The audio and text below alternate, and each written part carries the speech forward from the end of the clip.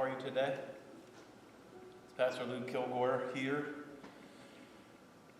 virtual pastor in the virtual world at the High Mountain Presbyterian Church. We do have a location here in Franklin Lakes, but we travel out into the virtual reality in order to continue to preach the gospel of God's love.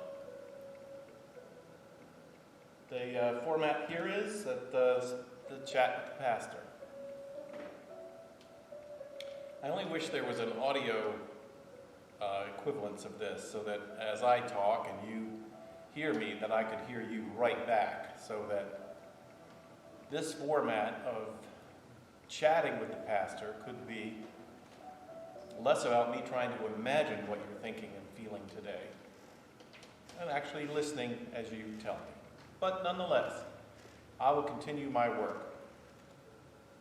I'm remembering you. Those of you that I know watch this virtual chat every day. There are some. And for those of you who tune in and see it for the first time, trying to imagine you, trying to imagine what's happening in your world today as we try to get a sense of any kind of handle at all on what's happening to all of us.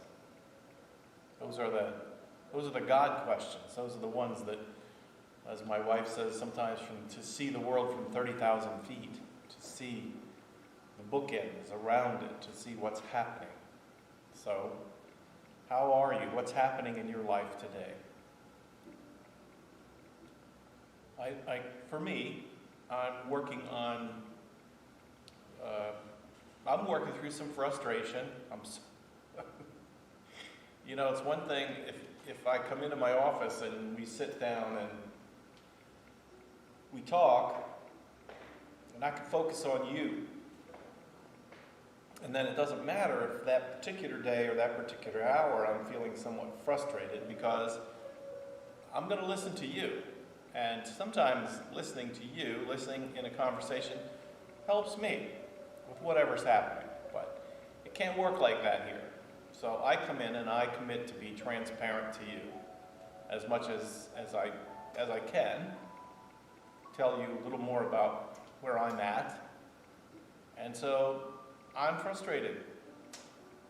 I am very frustrated. I was trained to be a pastor in a world where, people would come. You try to get people to come to a gathering, and then in the gathering you try to have a meaningful, significant event.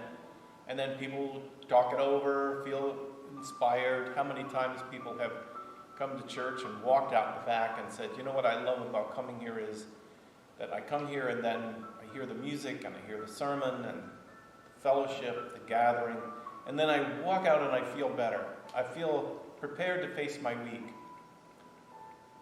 And then sometimes, I go visit. I do visitation. That helps to inform me about who I am and how I live and how you live and how you are. All of that is gone. All of that is gone. You knew that. I know that. So, I'm biting down on sour grapes today. And my teeth are set on edge. That's a biblical. There's my yawn. I have, even though from the beginning of the spring, I had a sense that this disease in our world was going to be a big deal. I knew it was. I was being told it was. But I still thought that, it was going to go away. I laughed at the people who said that in March. Oh, it's just going to go away. But I still held on to the idea that things were going to change and that we were going to be able to go back to the way we were. I liked it. I still remember it. So I'm frustrated. The text for this coming Sunday, which is where I went to in my devotions today,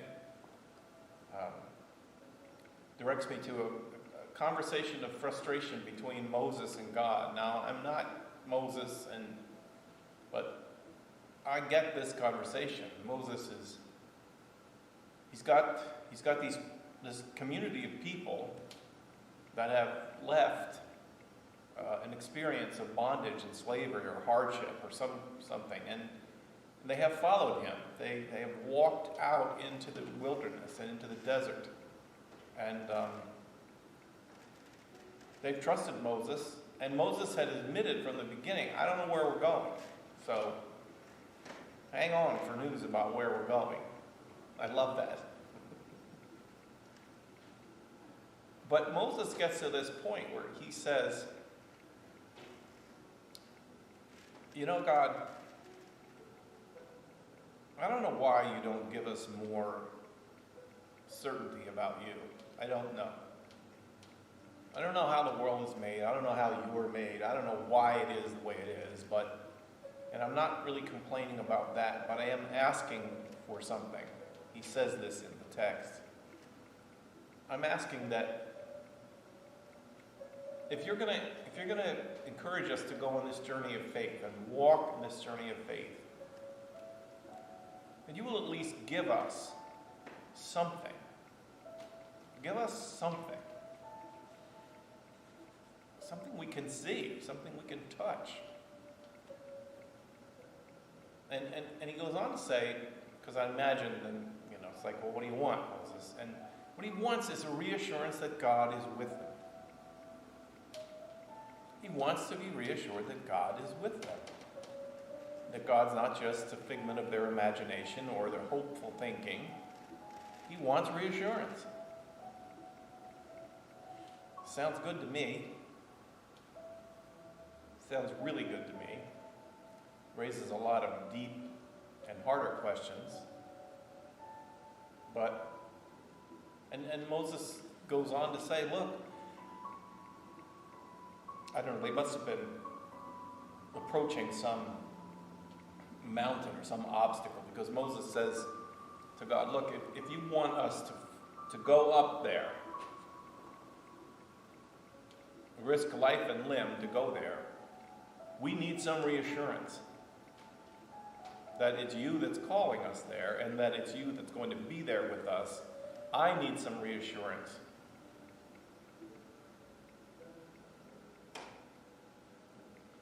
So it's an interesting thing that happens.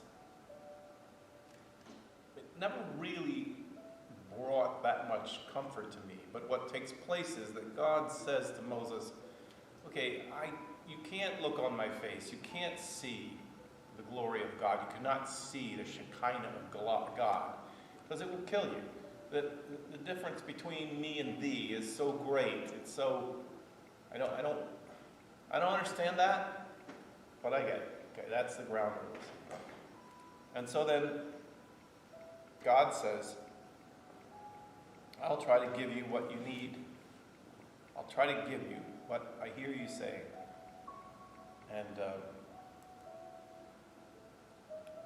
text has always been translated that, so God took Moses into a cleft of a rock. Now, I don't know if you've ever done any mountain climbing. I've not done anything with the big steep mountains, but there were some rocks behind my mom's house in the sort of worn down Appalachian mountains of southeastern Pennsylvania.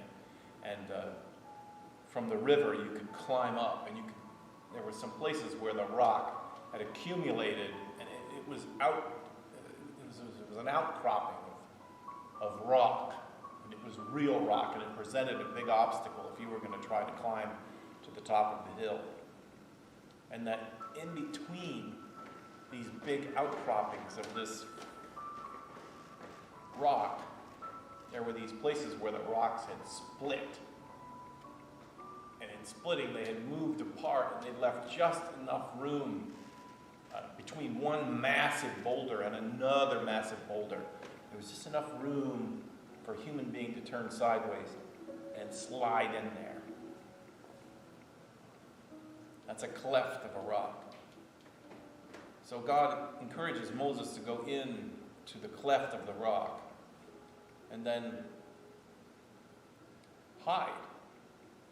Hide from what might burn him up or destroy him. I don't know.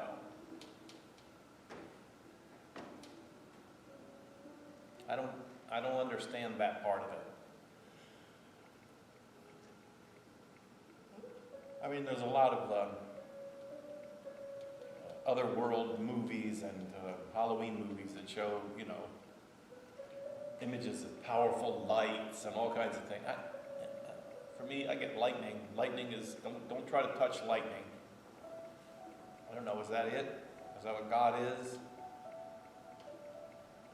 So anyway, as the story unfolds, as the narrative unfolds, Moses goes and hides in this person-sized split in the rock, in the boulder that is going to protect him.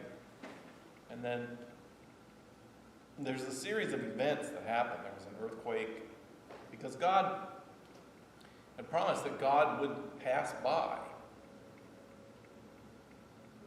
and evidently would give Moses some reassurance that he was asking for. And so there's an earthquake, and then there's a firestorm that happens, and then there's a wind. I don't know if I have those in the right order or not. And then there's a still sort of silent, small voice. Now, the translation says that when Moses was hidden in the cleft of the rock, he was able to see the back of God. And commentators say that's not really what the Hebrew says. It's not really what the language lends itself to. Because, God doesn't have a body. You can't see God's back. The Hebrew people did not have an incarnated picture of God in the flesh. God is spirit and is truth and is the whirlwind and is the fire and is the small voice, but God doesn't have a back to be seen. What instead is, I think, a rendering which gets me where I want to go today. Is that what God showed Moses was that you cannot see as reassurance today in your life where God is right now. You cannot. I've never, ever had a sense of that. I have good days, but I don't really have those days where I feel like, God is right here beside me. And I can do all things through God who strengthens me because I am God's loved child. I believe those things, but it's never like that. It's never that concrete in the present moment. It's just not. I don't see God. But what became clear to me, and I think what is in the text, in this narrative, is that the place where you have to look to see God, to see the kind of reassurance that you want, you need, is in the past. As God is going past, you look back, you will see the presence of God with you in your life.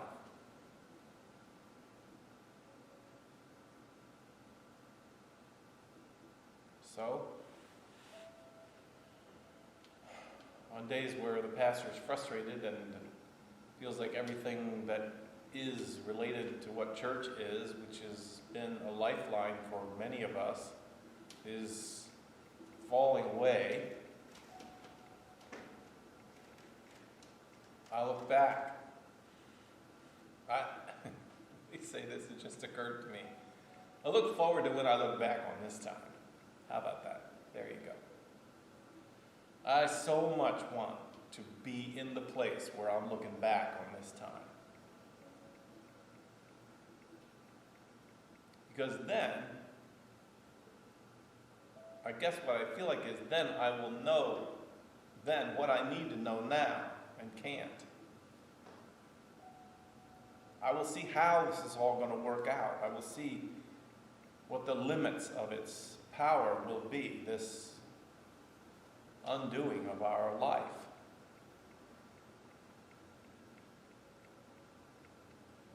You could say, wow, what's going on? It doesn't, I had heard from one family of our church today who, very loyal, committed family to the church. And they send the saddest letter, and they don't send it to me. They send it to the office to say, you know what?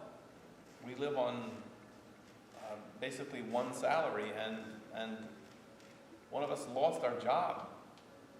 A job I've had for like 30 years. But I got laid off, and my health insurance was in that job, and so we won't be able to give money to the church right now. But, it's amazing the faith of this person who said, but when we're back on our feet, we'll pay what we owe now. Oh my goodness, what faith. Oh, to be there looking back and see how God has been guiding us, walking with us. God says to Moses, and you will know that I am with you, but it's the looking back. Right now, just like Moses, so I figure if Moses can feel it, I'm good too. Okay.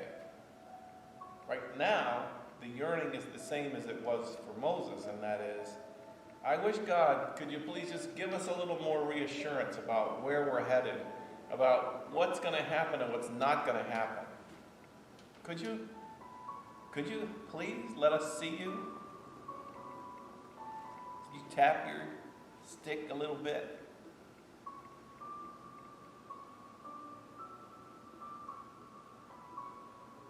When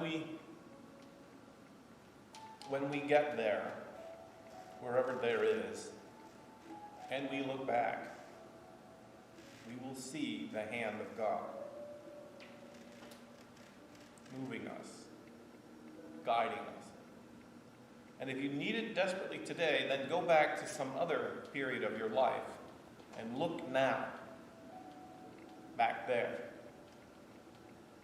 Look now back there. And it doesn't have to be years ago. How about last week? Can you go back and recreate what you were struggling with last week? Was there a moment you thought you wouldn't get through? And yet here you are. Don't forget to look. Take the look back. And look for the signs of God's presence in your life today.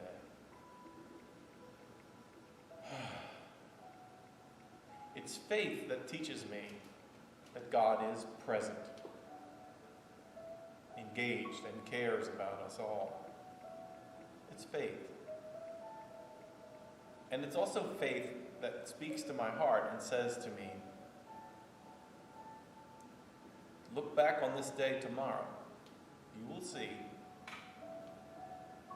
It won't be in the great earthquakes that happened, or the wind and the fire and all the rest of the great dramatic things, but you will see, if you look carefully, you will see that I am with you.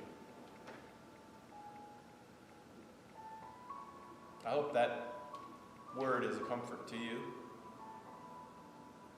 Maybe you don't need a comfort today. Maybe you've been looking back and seeing the hand of God guiding and protecting you all through this. I hope that's true. I really do. And for your families and for your friends. And maybe you can offer a word of encouragement. You don't want it to feel like an arrogant kind of, oh, what's wrong with you? But encouraging people to remember that God has been with us through the past. That hymn that Martin Luther wrote the words to, O God, our help in ages past, our hope for years to come. That's it. The help we have received in the past becomes the foundation of the present faith for the moment, and then also becomes the springboard for the hope of the future. So my friends, your pastor has now chatted with you for today. I'm praying for you. I'm praying for the circumstances that might be great for you today, and also for the ones that may be harder. And I know that you're with me and praying with me too through these frustrating times. And in all of this, I pray that God will continue to open new doors and new pathways for us to be connected and to love and support each other. Thanks for listening in today.